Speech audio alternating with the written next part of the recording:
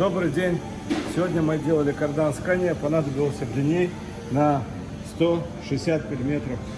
Вот он, эти 160 миллиметров удлинены более толстой трубой карданной. Ну, со старого автомобиля, конечно, снятая. Но она толще на 1 мм, точно здесь не согнется.